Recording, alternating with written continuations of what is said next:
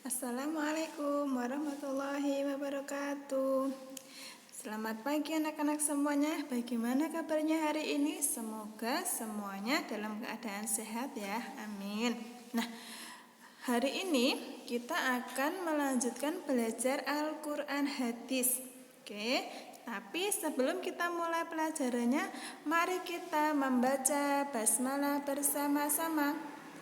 Bismillahirrahmanirrahim.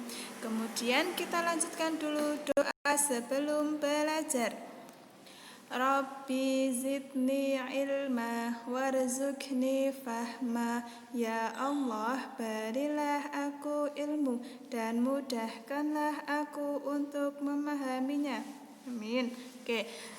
Nah, tapi sebelum kita melanjutkan pelajaran, siapa yang masih ingat kemarin kita Al-Quran hadis belajar apa? Nah, kemarin kita Al-Quran hadis sudah belajar tentang huruf hijaiyah. Semuanya sudah hafal huruf hijaiyah?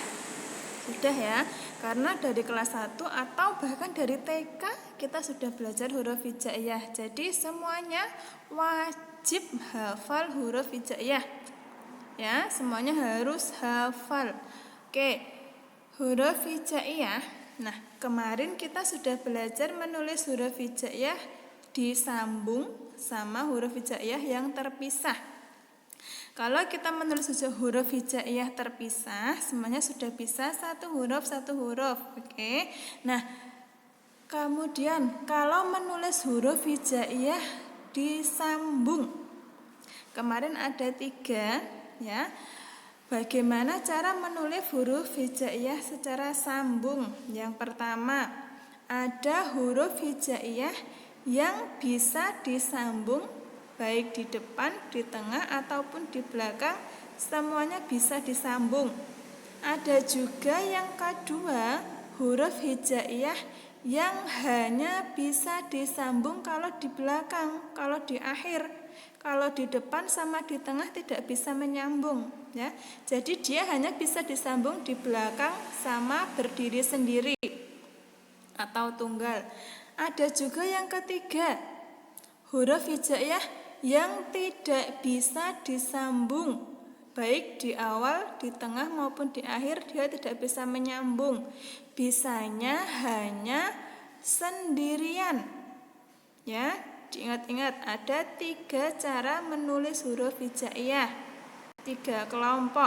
Yang pertama, yang pertama adalah huruf hijaiyah yang mengalami perubahan bentuk di awal, tengah ataupun di akhir. Jadi di awal, di tengah, di akhir dia bisa nyambung sama semua huruf. Bisa disambung juga ya. Hurufnya ada 22. Ini dihafalkan semuanya ya, diingat-ingat 22 huruf ini dia bisa disambung di awal, tengah maupun di akhir. Bisa semuanya. Yang kedua, nah ini huruf hijaiyah yang hanya bisa di akhir. Ya, dia bisa nyambung kalau di akhir atau berdiri sendiri tunggal. Jadi cuma bisa 2 tok. Sendirian sama bisa disambung di akhir. Hurufnya ada 8. Ini diingat-ingat. Alif, dal, dzal, ra, zain, waw, lam, alif, ta marbutah. Huruf ta marbutah bundar, titiknya 2 di belakang, di atasnya ya. Ini bisa disambung kalau dia ada di belakang. Kalau tidak di belakang, berarti dia berdiri sendiri, tidak bisa menyambung sama huruf yang lain ya. Diingat-ingat. Nah, kemudian kelompok yang ketiga, huruf hijaiyah yang tidak bisa disambung di awal, di tengah, di akhir, semuanya tidak bisa nyambung. Dia hanya bisa berdiri 1 tok, sendirian tok. Hurufnya juga cuma ada 1. Gampang banget. Huruf hamzah. Ya. Berarti selain huruf hamzah bisa disambung. Tapi tadi ada 2, yang ketiga ini, oke. Semuanya sudah bisa, sudah ingat ya. Contohnya huruf yang disambung sama terpisah. ada di video yang kemarin atau bisa dibuka di buku paket pelajaran 1 atau bab pertama ya. Oke. Kemudian, coba dikerjakan tugas dari Ustazah. Tugasnya ada 3 ya, ini. Tugasnya ada 3 tok ya. Nanti ditulis di buku tulis Al-Quran hadis, dikerjakan 3 soal ini, kemudian dikirim ke Ustazah lewat Telegram ya, dikirim lewat Telegram. Coba yang pertama, tuliskan huruf hijaiyah yang mengalami perubahan bentuk di awal, tengah, dan akhir. Dia bisa disambung dimanapun, di awal, di tengah, di akhir bisa.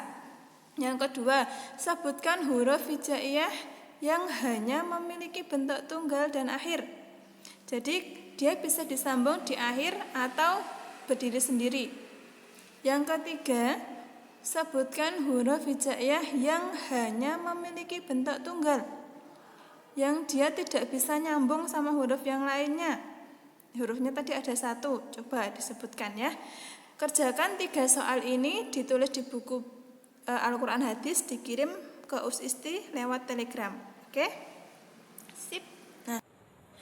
Demikian pembelajaran kita hari ini, semoga dapat dimengerti dan ilmunya bermanfaat. Untuk mengakhiri pertemuan kali ini, mari kita membaca hamdalah bersama-sama. Alhamdulillahirabbil alamin. Terima kasih. Wassalamualaikum warahmatullahi wabarakatuh.